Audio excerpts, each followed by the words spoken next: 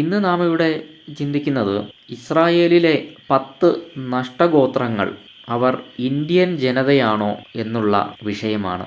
2 രാജാക്കന്മാർ 17-ാം അധ്യായം. അശൂർ രാജാവ് രാജ്യത്തെ എല്ലായിടവും കൂടി കടന്ന് ശമര്യയിലേക്ക് വന്നു.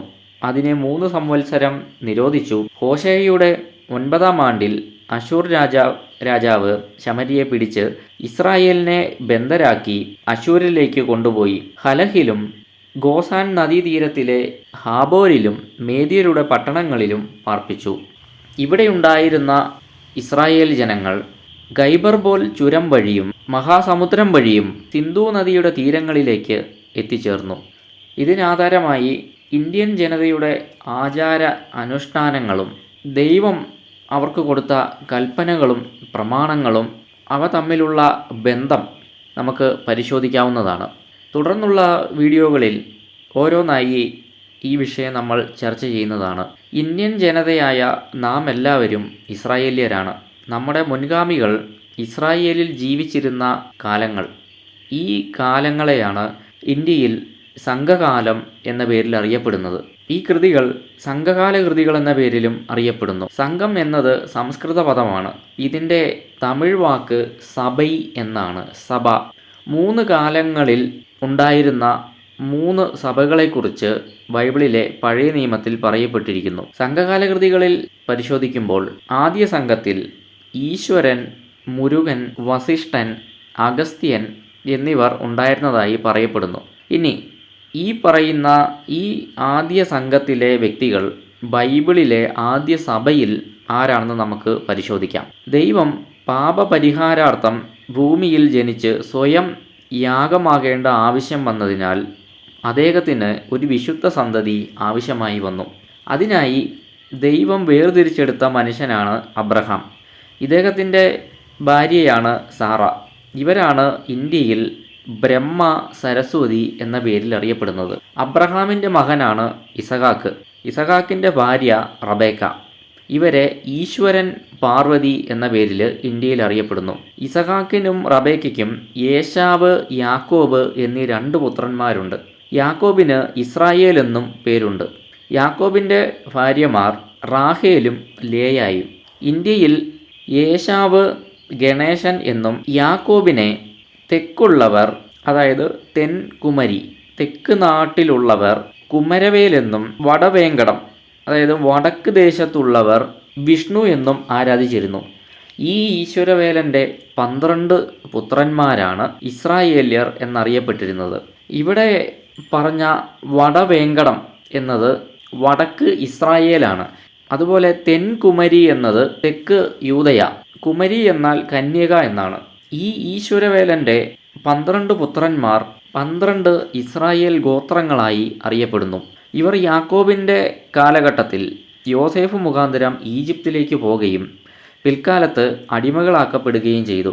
ഇവരുടെ അടിമത്തത്തിൽ നിന്നും ഇവരെ വീണ്ടെടുക്കാൻ ദൈവം തിരഞ്ഞെടുത്ത മനുഷ്യനാണ് മോശെ.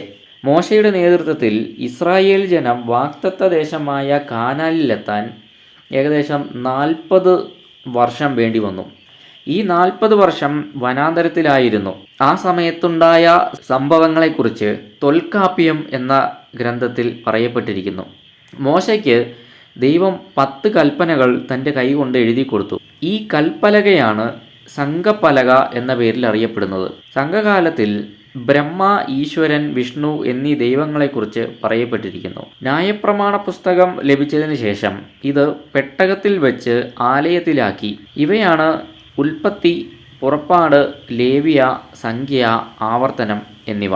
ഇവയെ രചിച്ച വ്യക്തി മോശയാണ്.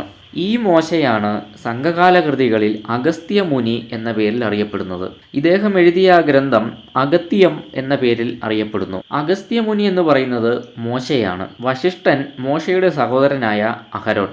ഈ അഗസ്ത്യ മുനി ആദ്യ ഗുരുമുനി എന്ന പേരിൽ അറിയപ്പെടുന്നു. മോശെ ആദ്യ പ്രവാചകൻ എന്ന പേരിൽ അറിയപ്പെടുന്നു. അതായത് മുനികൾക്കെല്ലാം ഗുരുവായി പറഞ്ഞിരിക്കുന്നു. തിരുവെഴുത്തുകളിൽ പ്രവാചകൻ എന്ന് ആദ്യം വിളിക്കപ്പെട്ടത് അബ്രഹാമാണ്. ഉൽപ്പത്തി 20-ന്റെ 7-ാം വാക്യത്തിൽ അത് വായിക്കാൻ സാധിക്കുന്നു. അബ്രഹാമിനും ആദാമിനും ഇടയ്ക്ക് പ്രവാചകനെന്ന് പറയപ്പെട്ട ഒരു വ്യക്തിയാണ് ഹാനോക്ക്.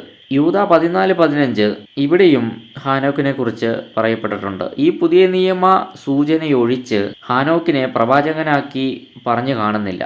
അബ്രഹാമിന് ശേഷം യഥാർത്ഥ പ്രവാചകനായി അറിയപ്പെടുന്നത് മോശെ തന്നെയാണ്. പ്രവാചക ലക്ഷണങ്ങളെല്ലാം ഒത്തിണങ്ങി കണ്ടത് മോശയിലാണ്. ആവർത്തന പുസ്തകം 34:12 വായിക്കുമ്പോൾ യഹോവയെ അഭിമുഖമായി അറിഞ്ഞ മോശയെപ്പോലെ ഒരു പ്രവാചകൻ ഇസ്രായേലിൽ പിന്നെ ഉണ്ടായിട്ടില്ല എന്ന് അവിടെ പറയപ്പെട്ടിരിക്കുന്നു.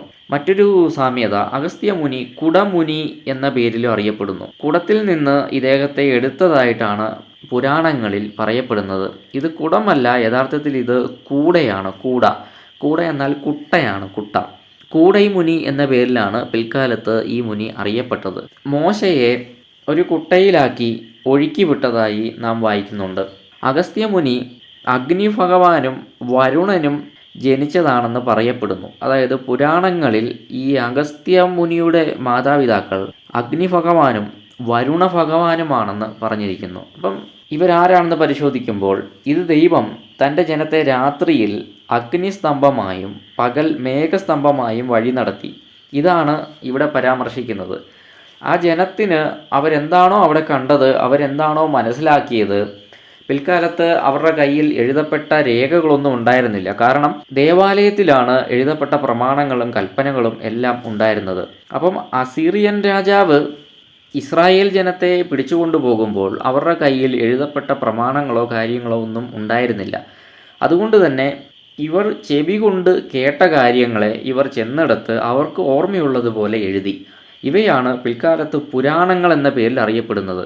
ഒരേ സംഭവം തന്നെ വ്യത്യസ്ത പുരാണങ്ങളിൽ മറ്റു വ്യത്യസ്ത ഗ്രന്ഥങ്ങളിൽ വായിക്കുമ്പോൾ ഒരേ കഥ തന്നെ വ്യത്യാസമുള്ളതായി കാണാൻ പറ്റും. അപ്പോൾ അതിനുള്ള കാര്യം ഇത് തന്നെയാണ്. കൃത്യമായ രേഖകളോ എഴുത്തുകളോ ഒന്നും ഇല്ലാത്തതുകൊണ്ട് അവർക്ക് ഓർമ്മയുള്ളത് എന്താണോ അതാണ് അവരവിടെ എഴുതിയത്. അതുകൊണ്ടാണ് ഇങ്ങനെ വരാനുള്ള പ്രധാനപ്പെട്ട കാരണം. അതുപോലെ ഈ സീനായി മലയാണ് മേറുമല എന്ന പേരിൽ അറിയപ്പെടുന്നത്. നമുക്ക് അടുത്ത വീഡിയോയിൽ ഇതുമായി ബന്ധപ്പെട്ട് കൂടുതൽ കാര്യങ്ങൾ കാണാവുന്നതാണ്. ദൈവം എല്ലാവരെയും അനുഗ്രഹിക്കുമാറാകട്ടെ.